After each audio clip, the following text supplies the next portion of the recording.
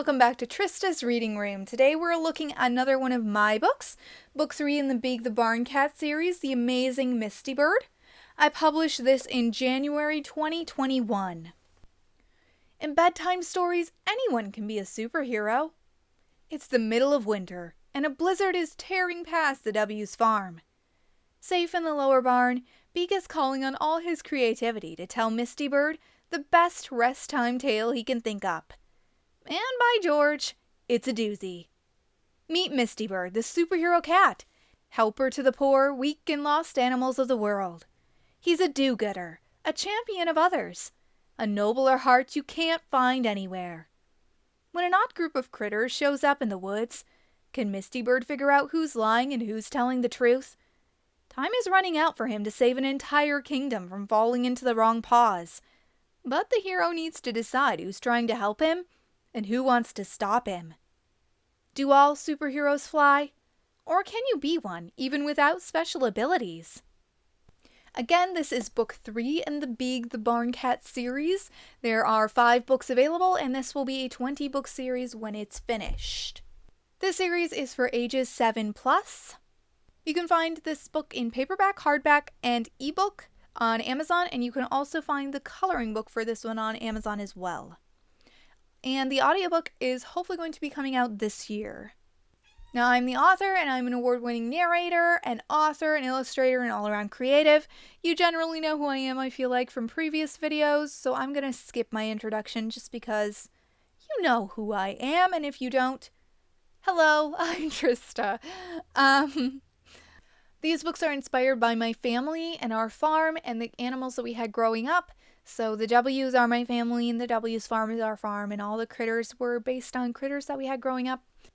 And a lot of the songs in the books, there are 2 songs per book.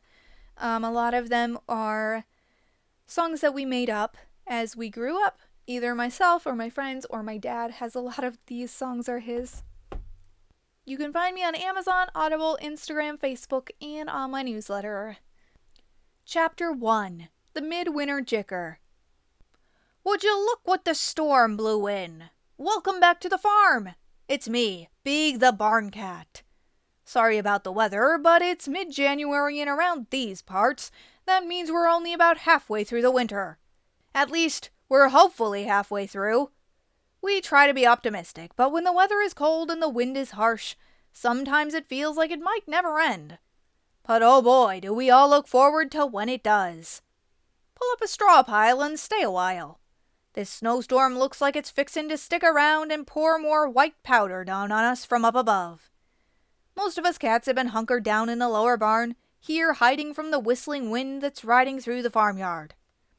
The W's, the family that owns this place, left yesterday morning right before the blizzard. They're headed up north on a midwinter jicker and won't be back for a couple of days, so their relatives are farm-sitting while they're gone. What's a midwinter jicker, you ask? Well, it's a tradition of the W's, you see. Every year in the middle of winter, they pack up and head off to a nice hotel or indoor water park where they can have a rest from the bitter cold and the duties of the farm. It's a mini vacation to help wipe away those winter blues. I kind of wish I had a midwinter jicker in my near future. But oh well. I have babysitting instead. Yes, you heard me. Babysitting. Or rather, kitten-sitting. Vader asked me if I would do her the favor of watching her son, Misty-Bird, while she takes a break from her motherly duties for a day to catch up on some sleep in the upper barn. It's the closest thing we have to a resort around here.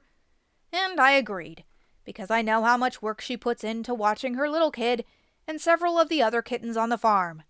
And she's helped me more than a time or two herself. At the moment, there are only 4 kittens here on the farm. Misty, who you already know is Vader's son. Whippy, who was a drive-by drop-off. Gremlin, the bob-tailed guy who was adopted into our family from one of the W's relatives. And lastly, Suki, who was rescued from Grandma's barn next door when her mother abandoned her to fend for herself. Thankfully, I'm only saddled with 1 and not all 4. The other kittens are each paired off with another of the grown cats. I'm not sure how Vader managed to get Reese and Stripes to watch Whippy, but I wish I was able to see them take her out on patrol.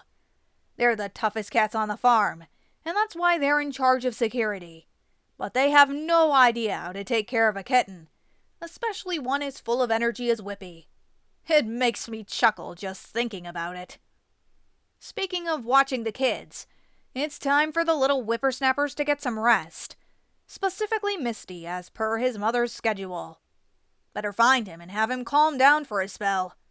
Last I knew, he was playing with Gremlin, who was being watched by Skeezix. Skeezix let me take a quick break to grab a bite to eat while he watched them both.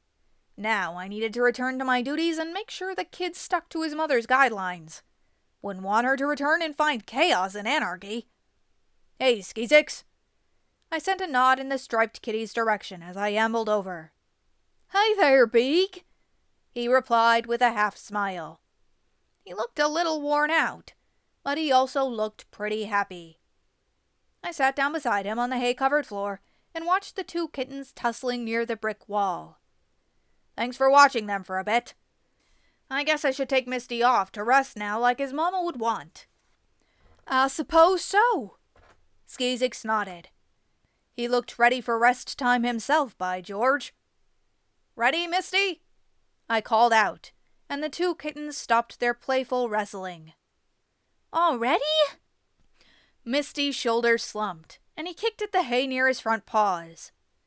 Sorry, son, it's the way it goes. You can play with Gremlin another time. Nap time is the worst. He began to shuffle his way towards me. You don't have to nap, just rest. I patted him on the shoulder as he passed me, his frown dipping a little deeper. What's the difference between a rest and a nap anyway? They both make you stop playing. He pouted, and I shared a look with Skeezix, and then fell into step behind the furry black kitten. A nap is when you sleep, and a rest is when you don't. You can rest when you're sleeping, but if you're sleep resting, it's just called sleeping. Resting is not sleeping if you're only settling down. He sighed and made his way past the water dish and a few food bowls to leap up into the blue folding chair where I most often liked to rest and sleep myself. Seems pointless, he muttered, and moved to one side so I could jump up without knocking him off or bowling him over. I leapt up into the chair and settled in. Misty flopped down dramatically and laid his head on my fluffy tail like it was a pillow. He sighed again and squirmed around a bit, trying to get comfy. I did my best to remain patient and not tell him to stop pulling my tail fur. He settled in and everything was still. For maybe 10 seconds. Oh, I can't rest.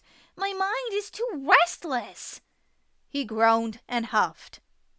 Try counting fleas or singing a song to yourself in your head, I suggested, trying to keep my eyes from rolling as they slowly began to droop.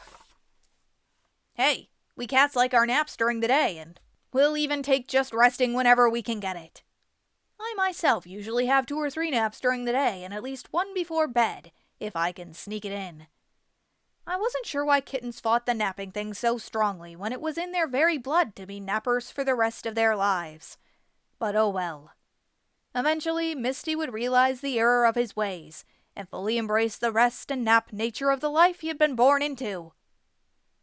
Tell me a story, Beak, will ya? Please? Misty had turned his head over his shoulder and was staring at me with pleading eyes and a stuck-out lower lip. Huh? A story? I'd been fixing to close my eyes and take a little cat nap. Pardon the play on words. Maybe a quick tale would help him settle in and stop his complaining. Okay then, fine. I could do a short story. I cleared my throat. Once upon a time, there was a ladybug named Jemima. No, a real story, please. The kid cut me off before I could finish one sentence. A real story? What did he think I was trying to tell him? A not real story? Well, yes, it was made up, and I suppose it was going to be super short so I didn't have to think too much with a tired brain. So I guess he had caught me in the act of trying to tell him a not story-length story-time story. He was smart. Too smart. Maybe his mama tried to pull this type of thing on him before. A real story? I asked for clarification, not exactly sure I knew what he meant by that. though I had a pretty good guess. Yeah, about adventure and heroes and villains, not about ladybugs. I couldn't see his face, but I could guess by the tone of his voice that he rolled his eyes when he said ladybugs. All right, a real story then. I took a deep breath and tried to think of something that would be considered acceptable by the younger kitty. Something heroic and epic in some sort of way. Okay folks, I think I've got something. Pull up your favorite pillow and blanket, get cozy, and grab a little snack. I'm about to tell the most incredible rest time story of all. Well, that I've ever told anyway. And pardon my sleepy mind as we go forward. Who knows what strange and odd things might come out of it. Chapter 2. The Amazing Misty-Bird. Once upon a time, there was a half-grown kitten named Misty-Bird. Misty-Bird was no ordinary kitty cat.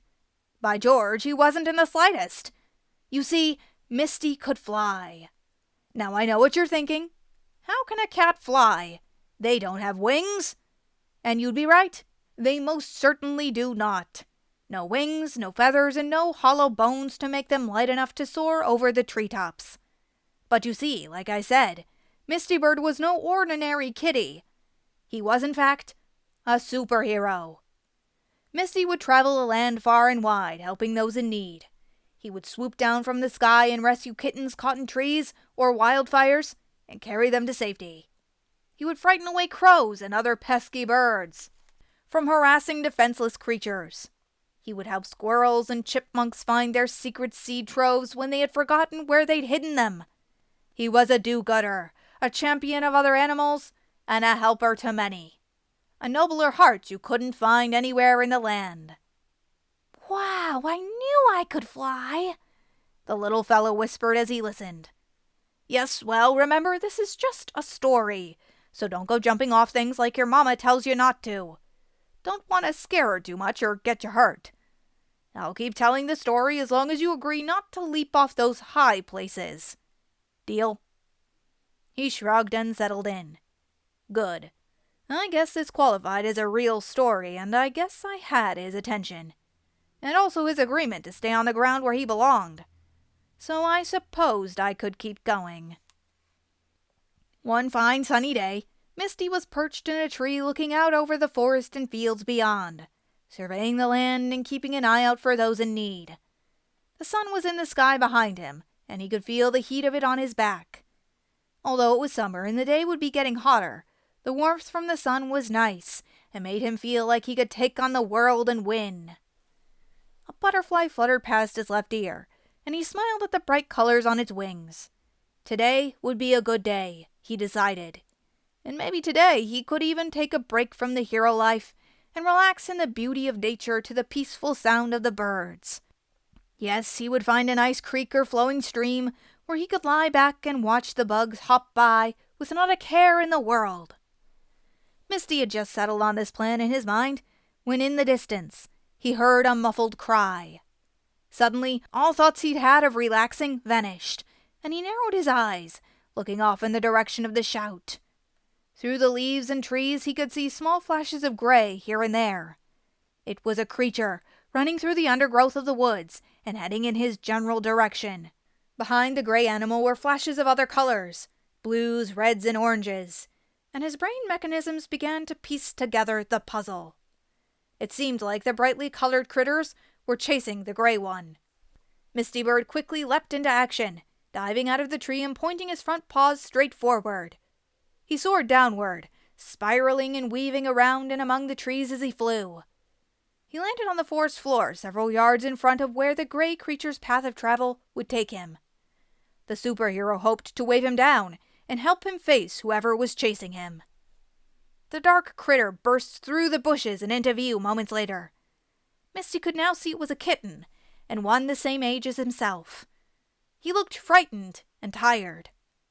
He dashed toward Misty, and his eyes finally registered that there was another animal in his path. But he didn't seem to care. Whatever was behind him was worse than whatever could be in front, or to the side, or above, or even under the ground. There were worms under the ground, but no one needed to worry about those. "I can help you!" Misty exclaimed, raising a paw to slow the other kitty's swift steps. The gray kitten looked confused for half a second as he charged nearer. He didn't look like he was going to stop. As he entered the small clearing that Misty had landed in, he didn't see the tree root in his path. The kitten tripped and went sprawling headlong with a yelp of surprise.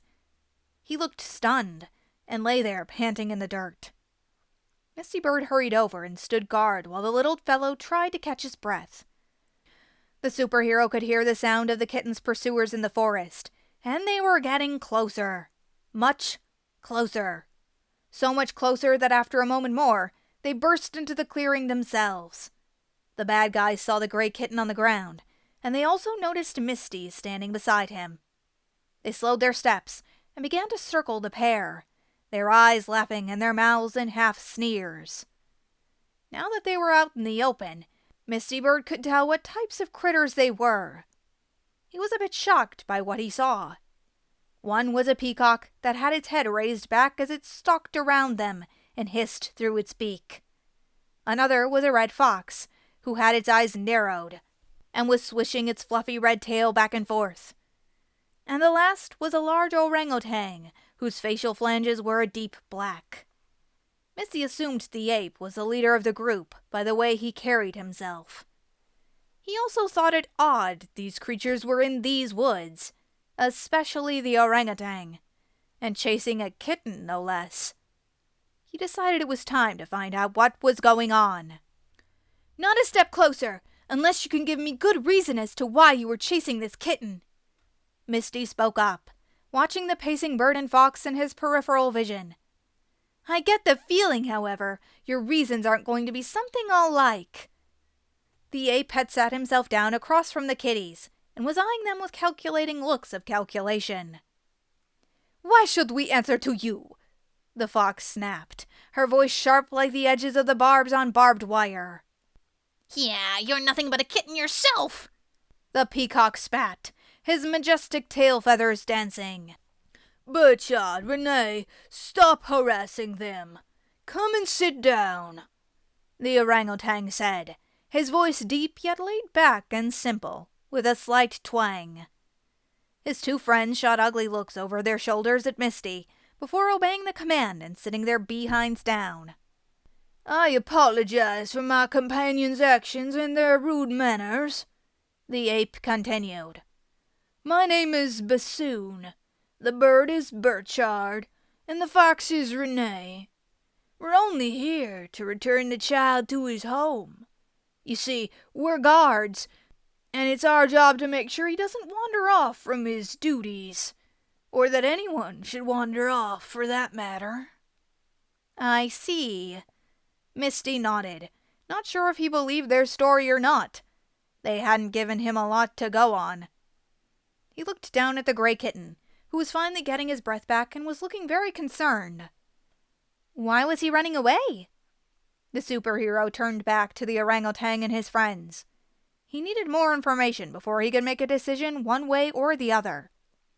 Bassoon made a clucking sound in his throat and shook his large head.